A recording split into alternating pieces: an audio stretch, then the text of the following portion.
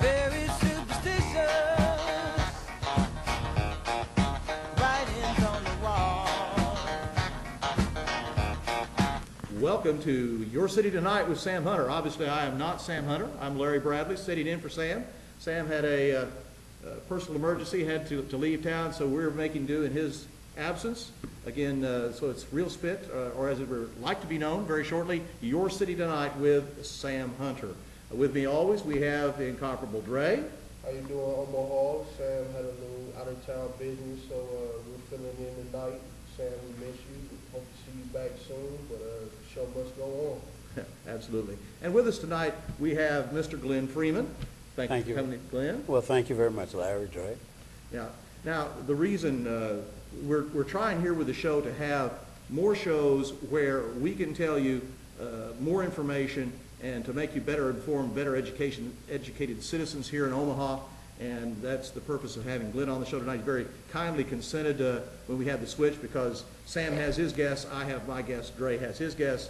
So Glenn decided to come on with us. Now, a little bit of a background. Mr. Freeman joined the Air Force in September of 1955. He's a 30-year veteran of the Air Force, Yes. Retired Air Force Master Sergeant. Chief Master Sergeant. Chief Master Sergeant, Right, I Chief apologize. Master And currently serves as the chairman of the National Council of Censors. It's a nonpartisan, not-for-profit educational organization that exists to preserve the ideals and principles on which the United States was founded.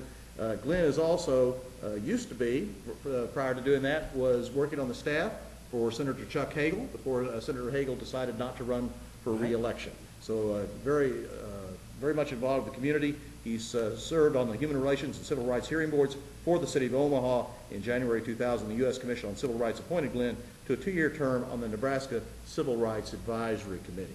And I often say about Glenn, you know, you hear about people who are lay preachers without a divinity degree. Well, Glenn is a constitutional expert without a law degree. That's correct. And one of Glenn's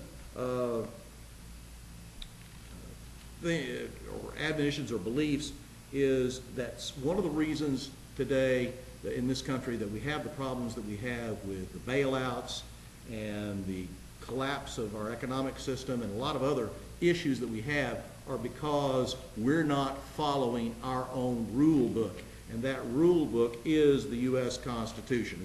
Am I expressing that right, Glenn? Absolutely, Larry. Well, Glenn, why don't you give us some examples of how you feel that we're not following the rule book?